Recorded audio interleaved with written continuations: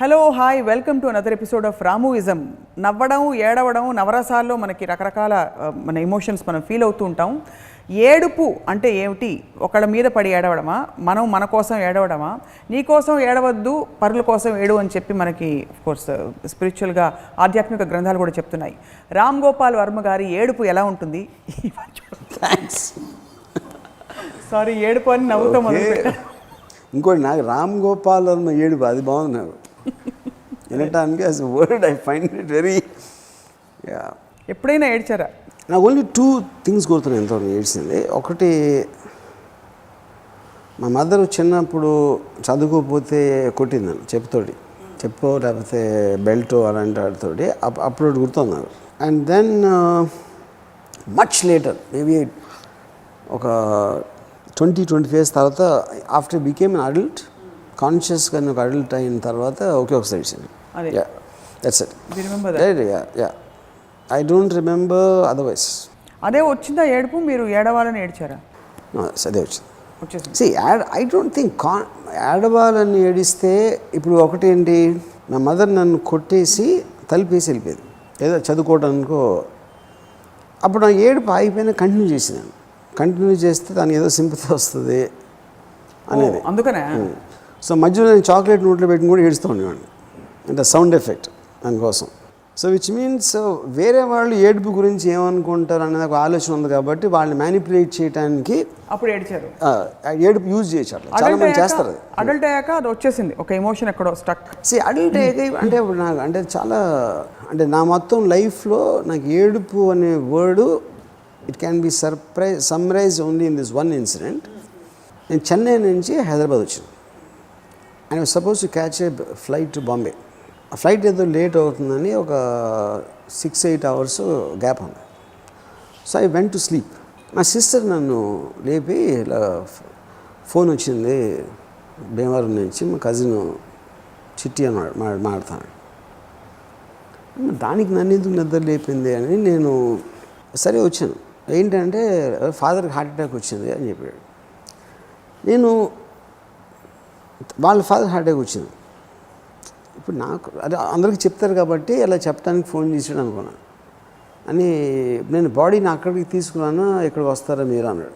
అసలు నాకు అర్థం కలుగుతుంది. ఆ టైంలో ఏమో సెల్ ఫోన్స్ లేవు అప్పుడు. సో నేను అని మళ్ళీ తనే అన్నాడు, మీరు పక్కన ఎవరైనా ఉన్నారా అన్నాడు.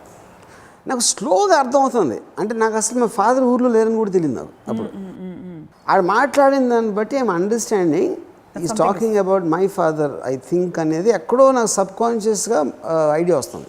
అది ఎప్పుడైతే పక్కన ఎవరైనా ఉన్నారా అంటే అవును అంటే, మీరు బయటకు వచ్చి ఫోన్ చేయ ఎక్కడి నుంచి అయినా అన్నాడు. సో నాకు కాలనీ బయటకు ఎస్టీడీ పోతున్నాను. ఎస్టీడీ బూత్ దగ్గరికి నడుస్తున్నాను. నేను మాట్లాడిన ఎందుకు ఫోన్ చేశాడు రాము, ఏం మాట్లాడుతున్నాడు అనే దాంట్లో ఎలిగి క్యూరియాసిటీ. మా బ్రదర్ ఇన్ లా, మా బావగారు కూడా నాతో వచ్చారు. నేను ఎస్టీడీ బూత్కి వెళ్ళి ఆడికి ఫోన్ చేసి అప్పటికి నాకు ఫిక్స్ అయిపోయాను, is talking about my father. ఏంటి ఎలా ఉంది పొజిషన్ ఇప్పుడు అన్న అంటే బాగా సీరియస్గా ఉంది, నిజం చెప్పాలంటే పోయారు అన్నాడు. సో అప్పుడు నేను సరే, అసలు నాకు ఏ రియాక్షన్ లేదు.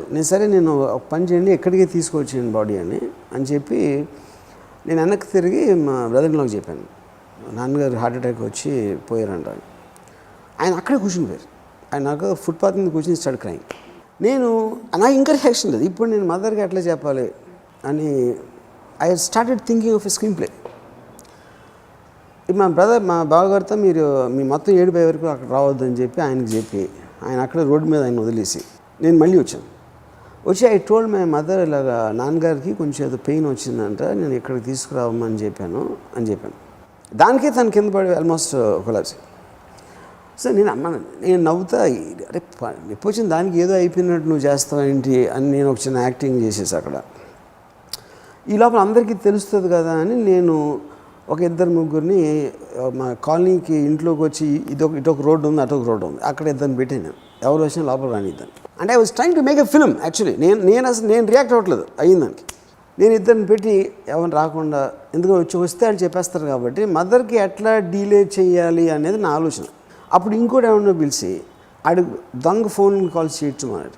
వచ్చారా అంతవరకు బాగానే ఉందా ఇప్పుడు అని అంటే, ఆడు ఎవరితోనో మాట్లాడుతున్నట్టు, ఎవరైతే తీసుకొస్తున్నారో ఫాదర్ని, వాళ్ళు మధ్యలో ఫోన్ చేస్తున్నారు, ఇప్పుడు పొజిషన్ ఎలా ఉంది అలా ఉంది, అని నేను ఆడికి డైలాగ్స్ చెప్తున్నా, ఇప్పుడు ఇలా మాట్లాడు నువ్వు, అలా మాట్లాడు. అంటే మా మదర్ వింటున్నప్పుడు కొంచెం పొజిషన్ బాగానే ఉంది, కొంచెం సీరియస్గా ఉన్నట్టు ఉంది, కొంచెం అది ఉన్నట్టు ఉంది. అంటే I was mentally trying to prepare her for the eventuality. ఇది నేను డైలాగ్స్ రాస్తున్నా యాక్చువల్గా ఆడికి, ఎందుకంటే ఆడికి తెలియదు కాబట్టి ఆడికి ఏం మాడాలి. అండ్ ఈ లోపల మా గ్రాండ్ ఫాదర్ ఇట్లాంటిలో వచ్చారు, వాళ్ళు కూడా చెప్పాను చెప్పదు. సో ఫైనల్గా ఒక ఇదంతా ఎక్సర్సైజ్ మొత్తం అయ్యేటప్పటికి ఒక రాత్రి 11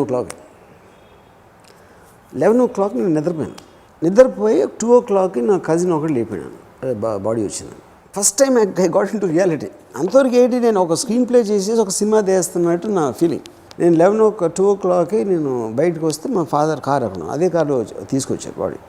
నేను ఇప్పుడు వద్దు, ఇప్పుడు just keep it and cousins ఇంట్లో, మనం పొద్దున్న చేద్దాం. సో మళ్ళీ కార్ అక్కడ తీసుకెళ్ళి అక్కడికి వెళ్ళి మా ఫాదర్ బాడీని బయటికి తీస్తున్నారు. మా అంకుల్ ఎవరో కొంచెం కాలు అలా ఏదో అంటే ఒక అనే విధానంలో ఆ టోన్లో నాకు నచ్చదు, విపరీతమైన కోపం వచ్చి ఐ జస్ట్ సరే అక్కడి నుంచి నడిచి వెళ్ళిపోయి ఒక 6 o'clock ఈ లోపల మా గ్రాండ్ ఫాదర్ ఎవరో చెప్పారు మా మదర్కి ఫైనల్గా ఏమైందో. సో నేను ఇంటికి వచ్చేటప్పటికి I was hearing my mother crime. ఆ ఏడుపుతోటి నాకు అర్థమైంది, తనకు తెలిసిపోయిందండి.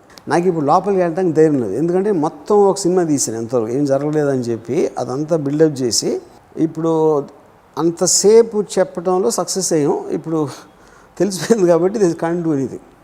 యూనో దెన్ ఇట్ కేమ్, అయిపోయింది. Morning like I said in some episode I donation అంతా అయిపోయింది, తీసుకెళ్ళిపోయారు. ఆ రోజు రాత్రి నిద్ర అంటే నేను మదర్కి ఏం చెప్పానంటే, నాకు ఇప్పుడు నాన్నగారు ఫోటో పెట్టి దండలు పెట్టి అన్నీ వద్దు, let's remember him for the happiest memories. నాకు మళ్ళీ 11వ రోజు 10వ రోజు అందరినీ పిలిచి అందరూ ఇంకొకసారి ఏడ్చి I don't want to see those sides అని చెప్పాను. అండ్ అయిపోయింది. రాత్రి I heard a strange sound. ఏంటి చెప్పని బయటికి వెళ్తే నా బ్రదరు టెర్రస్ మీద కూర్చొని ఏడుస్తున్నాడు. మా బ్రదర్ ఏడవటం ఫస్ట్ టైం నా లైఫ్లో చూసాను. అసలు మా బ్రదర్ ఏడిస్తే ఇలా ఉంటుందా సౌండ్ అనేది నాకు ఒక డిస్కవరీ. దాని తర్వాత 4 days అయ్యాక నేను బాంబే వచ్చాను. 4-5 days అయిన తర్వాత నసిరుద్దీన్ యాక్టర్ని కలవడానికి వెళ్ళినాను. అనుకో హర్డ్ అబౌట్ యువర్ మదర్ అన్నాడు. నేను సరే ఇప్పుడు ఆయనకు తెలీదు, ఏదో పొరపాటున ఫాదర్ మదర్ అన్నారు, ఎందుకు ఆయన ఎంబారెస్ చేయటం అని నేను ఊరుకుంటే ఆయన మదర్ డెత్ గురించి మాట్లాడలేదు. ఇప్పుడు ఆల్రెడీ నేను కమిట్ అయిపోయాను కాబట్టి నేను గెయిన్ చేయలేను. అంటే అదొక చిన్న కామెడీ సీన్ అక్కడ. సో కొంచెంసేపు అయిన తర్వాత మళ్ళీ నేను ఫాదర్ అని చెప్తే అది బాగుండదు. సో అది అయిపోయింది దాంతో. అంటే నేను చెప్పేది ఏంటంటే ఈ మొత్తం దాంట్లో నాకు ఒక కన్నీరు అనేది రాలేదు, నేను అసలు ఆడలేదు. అంతా నేను ఎంతసేపు మదర్ని ఎట్లా మ్యానిపులేట్ చేయాలి ఇదా అనే ఒక డిస్కవరీ ప్రాసెస్లో ఉన్నాను. కానీ I'm almost looking at it from an outside part. Then ఒక 7-8 years అయిన తర్వాత, ఒక మేబీ 10 years, నానా పాటేకర్ ఇంట్లో పూణేలో నేను, షిమిత్ అమీను, నానా పాటేకర్, ఇంకెవరో రైటర్, నలుగురు కూర్చున్నాను. అబ్తక్ చెప్పన్లో రేవతి డెత్ అవుతుంది. నానా పాటేకర్ రియాక్షన్ ఎట్లా ఉండదు దానికి అనేది మేము డిస్కషన్ చేస్తాం. అప్పుడు నేను ఒక క్యారెక్టర్ బట్టి ఉంటుంది ఎప్పుడన్నా అది ఇది అని చెప్తా, మా ఫాదర్ అప్పుడు జరిగింది ఏంటి అని నారేట్ చేస్తా. Suddenly start crime. ఇదేంటి 10 ఏళ్ళు అయిన తర్వాత మా ఫాదర్ పోయినందుకు నేను నానా పాటేకర్ ఇంట్లో ఏడుస్తూ ఉంటే నాన్న నన్ను పట్టుకుని అసలు నన్ను ఓదార్చడానికి 5-10 నిమిషాలు పట్టింది అందరికీ. I can't understand. అది నాకు ఇప్పటి వరకు నేను ఎంత లాజిక్, ఇంటెలిజెన్సు, అనాలిసిస్ అని నేను మాట్లాడతాను, కానీ I technically can understand what it means. అంటే వేరే వాళ్ళు ఎవరైనా ఇంతవరకు బెగబట్టుకున్నాడా? లేదు. బెగబట్టుకుని దుఃఖం మింగేసి చేస్తున్నాడా?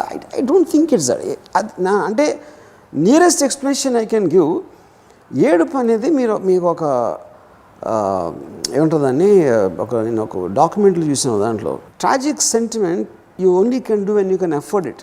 అంటే ఇప్పుడు వైల్డ్ యానిమల్స్ ఎప్పుడు ఏడవు, డొమెస్టిక్ యానిమల్స్, ఎందుకంటే ఏడిస్తే ఎవరో ఒకరు ఉన్నారు మనకి చేయటానికి, మనని కన్సోల్ చేయటానికి ఉన్నారు అన్నప్పుడే మనం ఏడుస్తాం. మనమే కన్సోల్ చేయాలన్నప్పుడు అది బ్లాక్ అయిపోతుంది. ఎందుకంటే నేను అక్కడ మా ఫాదర్ పోయినప్పుడు ఆపరేటివ్ సిచ్యువేషన్లో ఉన్నాను కాబట్టి I couldn't effort to cry.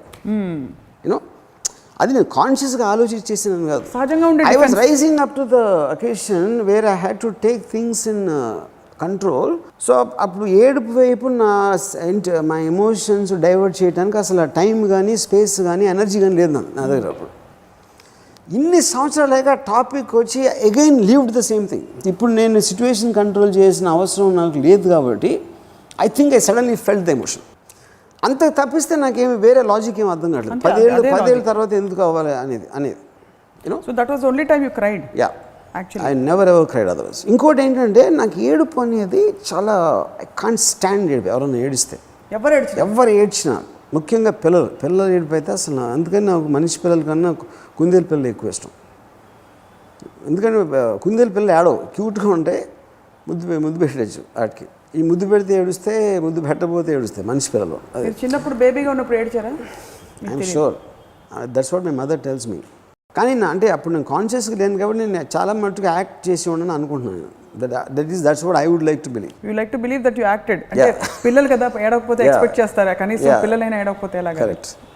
ఆ ఎక్స్పెక్టేషన్. ఇంకోటి నాకు మోస్ట్ హారిఫిక్ సౌండ్ నా ఉద్దేశంలో, మీ పక్కన బెడ్రూమ్లో పక్కన పడుకున్న అమ్మాయి ఏడ్చినప్పుడు అంతకన్నా హారిబుల్ సౌండ్, ఫ్రైటనింగ్ సౌండ్ ఉండదు అనేది నా ఫీలింగ్. అంటే ఏడుపు అంటే ఏంటి? వెక్కి కుళ్ళి ఏదో కుళ్ళి ఏదో అంటే ఇప్పుడు ఇలా చేసేసావు నన్ను, ఇలా అయిపోతుంది నా బతుకు అని ఒక ఎక్స్ప్రెషన్లోంచి వచ్చే సౌండ్, అది ఏడుపు నాకు. ఇప్పుడు డిగ్రీస్ ఆఫ్ ఏడుపులు ఉంటాయి కదా. ఫర్ ఎగ్జాంపుల్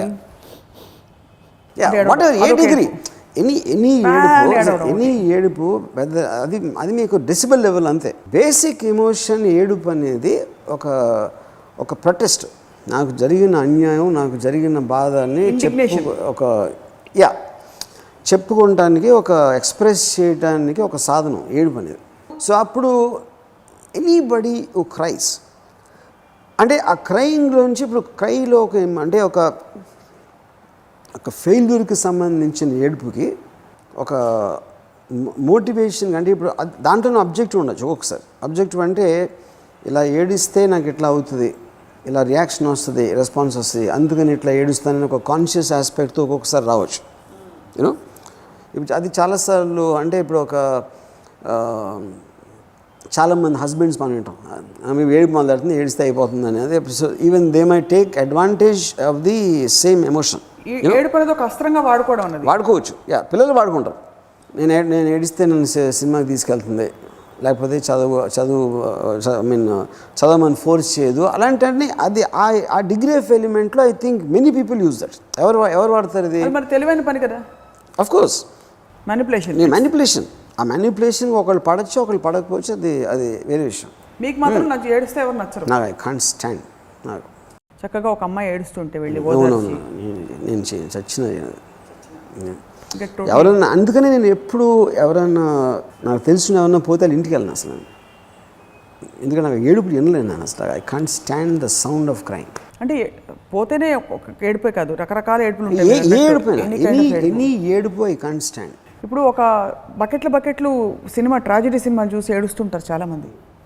ఇప్పుడు వాళ్ళకి సంబంధం లేని విషయం అది. అక్కడ మ్యానిపులేషన్ లేదు, వాళ్ళు ఏమి. కానీ ఎమోషనల్ రెస్పాన్స్ ఒక ట్రాజెడీకి, ఒక సోషల్ హ్యూమన్ బీయింగ్కి 100% వస్తుంది. మీకు ఎప్పుడు రాదు అది. ఇందాక అనేది you can't afford that luxury. ఇప్పుడు ఫర్ ఎగ్జాంపుల్ పిగ్మీస్ ఆఫ్రికన్ వాళ్ళు ఏనుగులు చంపడానికి ట్రై చేస్తారు, దాంట్లో 4 చచ్చిపోతారు. దే జస్ట్ డోంట్, అంటే అదొక కొలాటరల్ డ్యామేజ్ లాగా లైట్ తీసుకుంటారు, కానీ they don't make a big issue about that thing. అలా ఉండాలంటారు అయితే. కానీ అలా అంటలేదండి. సివిలైజేషన్ మీకు ఎంత పెరిగి మీకు ఏడవటానికి అవకాశం ఉన్నప్పుడు ఎక్కువ ఏడుపు ఉంటుంది. అంటే you're doing it for response. ఇప్పుడు సపోజ్ ఒక బాంబు పడి 10 మంది చచ్చిపోయారు అనుకోండి, అది ఎవరికో దెబ్బలు తిని వాళ్ళు కావాల్సిన అందరూ వచ్చి ఏడుస్తారు, ఏడ్చి దీపాలు పెట్టి ఇది పెట్టి అది చేస్తారు. కానీ అదే టైంలో రెండో బాంబు కూడా 10 నిమిషాలు రావడానికి ఛాన్స్ ఉంది అంటే అప్పుడు ఏడుపు పోతుంది. అప్పుడు ఏడుపు ఏడవకుండా భయపడి పరిగెడతారు. So you're saying that it's you have to afford to have that crying time and situation బట్టి. That's very logical, very valid. So అందుకని అది మీకు ప్రయారిటీస్లో ఉండాలి. నాకు యాడ్ అవ్వటానికి నాకు టైము నాకు లగ్జరీ ఉన్నప్పుడు మీరు యాడ్ అవ్వటానికి, అది లేదు అనుకుంటే యాడ్ అవ్వటానికి చాలా పెద్ద తేడా. చాలా పెద్ద తేడా. ఒక్కళ్ళే కూర్చొని నేర్చుకుంటారు కదా చాలామంది, అదే అటెన్షన్ సీకింగ్ కూడా కాదు. ఒక్కళ్ళే కూర్చొని నేర్చుకునే వాళ్ళు I think they are object failures in life and they depression oriented people. అంటే ఇప్పుడు నా రిలేషన్షిప్లో ఒక అమ్మాయి, she just loves to cry.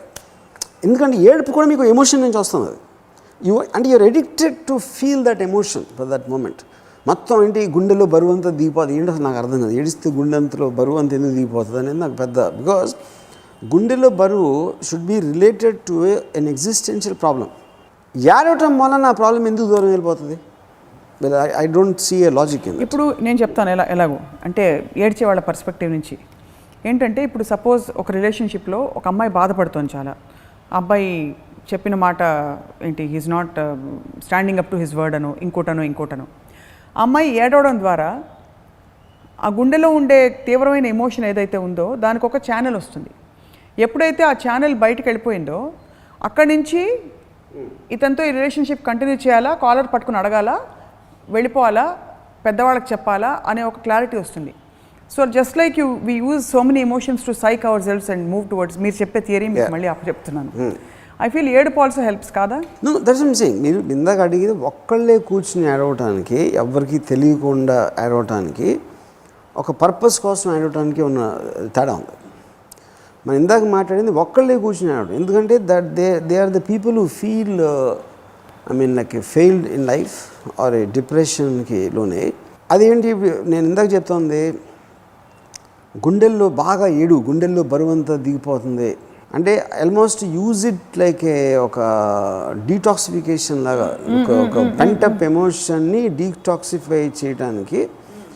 కానీ నా పాయింట్లో అసలు ఏడుపు ఏదైతే కాజ్ చేసిందో ఆ ప్రాబ్లం ఇంకా ఎగ్జిస్టెన్షియల్గా ఉన్నప్పుడు ఎమోషన్ దిగిపోవటం అనేది, దానికి ఎంకరేజ్ చేయడం అనేది ఇట్స్ వెరీ నెగటివ్ థింకింగ్ అంటారు.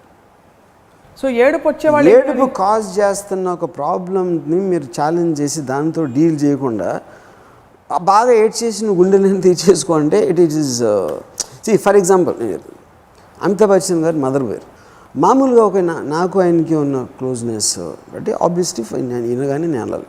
హోల్ ఇండస్ట్రీ ఆబ్వియస్లీ అది నేను అసలు వెళ్ళలేదు. అమితాబ్ బచ్చన్ గారి క్లోజ్ ఇన్నర్ సర్కిల్లో వెళ్ళదు నేను ఒక్కనే. నేను ఆయనకు మెసేజ్ పెట్టలేదు, ఫోన్ చేయలేదు, వెళ్ళలేదు.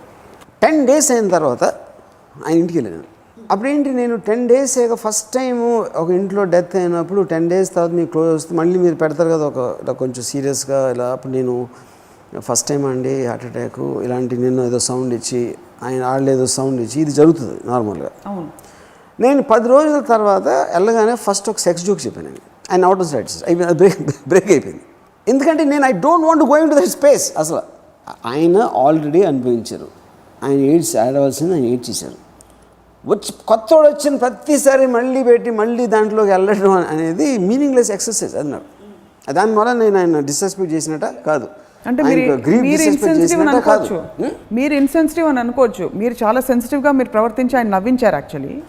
బట్ మీరు ఇన్సెన్సిటివ్ చూడు అసలు.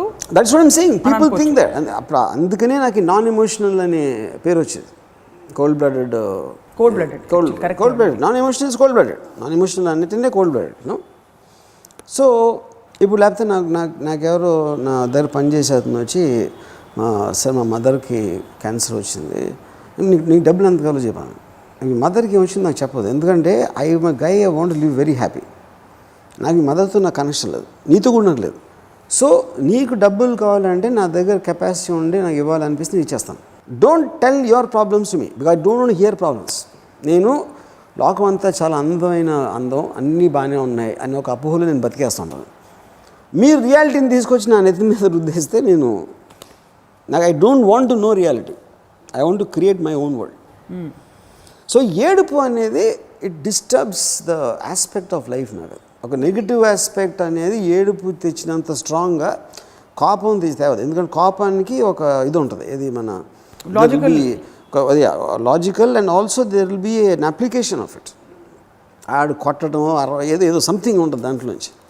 Every emotion has some either a practical application or a positive this thing. Except ఏడుపా? ఏడుపు మీరు అన్నట్టు డీటాక్స్. అదే అన్లెస్ ఏడుపు అదే అంటున్నా. డీటాక్సిఫికేషన్ అనేది ది సేమ్ థింగ్. తృప్తి పట్టాలి, ఇలాంటి నెగిటివ్ ఫిలాసఫీ ఉన్నదాంతో తృప్తి పడాలి, ఏడుపు మొత్తం పోయేట్టు ఏడవాలి, ఇవన్నీ పనికిరాని పెద్దోళ్ళు ఇచ్చే ఇది అన్నీ. నాకు తెలిసి ఇవన్నీ కన్సర్వేటివ్ ఆడవాళ్ళ నుంచి వచ్చి ఉంటుంది అదంతా. మామూలు అంటే ఈ హౌస్ వైఫ్స్ నుంచి వచ్చిన ఫిలాసఫీ ఇదంతా. ఎందుకంటే వాళ్ళు ఏం చేయలేరు కాబట్టి ఏడ్చి చూసుకుంటారు. అంటే యాక్చువల్లీ ఏడుపు అంటే ఆడవాళ్ళు. ఇప్పుడు నేను నన్ను ఏడిపించిన నేను ఏదైనా చేయాలనుకుంటాను, కానీ ఊరికి నేను ఒక్కడిని కూర్చొని ఆడను. నేను ఎలాగో ఆడను, but if at all that is the choice.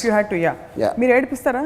నా మొదలు ఏడ్చిన వాళ్ళు ఉన్నారు, కానీ నేను అంటే కావాలని ఏడిపించడం అంటూ ఉండదు. కావాలని నేను ఏడిపించలేదు ఎప్పుడు ఎవరిని.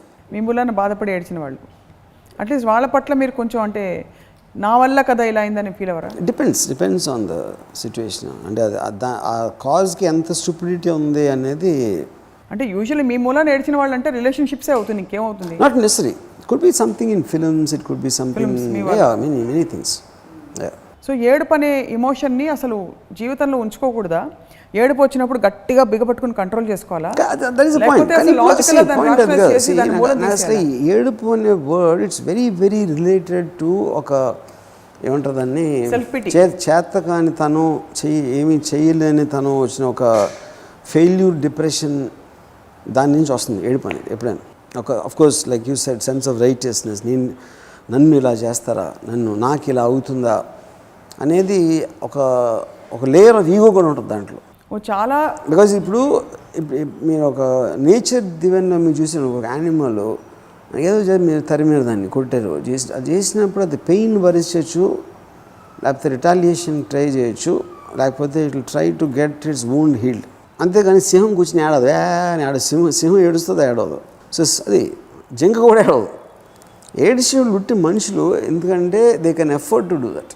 అంటే సింహం, జింకలు ఇప్పుడు ఎందుకంటే అడవిలో మనిషి ఏడిస్తే ఇక్కడ ఏదో జంతువు ఉందని వచ్చి తినేస్తాయి వేరే జంతువులు. ఇప్పుడు ఏడుపు ఆపుకోలేని మీరు అడవిలో పెట్టిన ఏడుస్తారని చూస్తా. రాత్రి చీకట్లో కూర్చోబెట్టండి, బాగా ఏడ్చి అంటే మా 10 జంతువులు వస్తాయి, ఇదేదో ఉన్నది ఇక్కడ ఇంకో జంతువు అని. అంటే మీరు సౌండ్తో ఏడవడం గురించి చెప్తున్నారు అంతేనా? Yeah, obviously. అదే సౌండ్ అనేది డెసిబుల్. చిన్న ఏడుప, బయటికి రాకుండా ఏడుప అనేది it is just volume. Speaker volume తక్కువ ఎక్కువ అంతే. నువ్వు ఏడుస్తే కూడా ఎంత అందంగా ఉంటావు తెలుసా అని చెప్పి అబ్బాయిలు వచ్చి అమ్మాయిలు చెప్తారు, అన్ని చెవులో పూ పెట్టడం. ఆబ్వియస్లీ, ఎందుకంటే వాళ్ళు ఏడుపులో అందంగా ఉంటాం అంటే వాళ్ళు ఇది ఎమోషనల్ కనెక్ట్ అవుతారు, అప్పుడు బాడీ ఈజీగా దొరుకుతుందని వాళ్ళ ఉద్దేశం.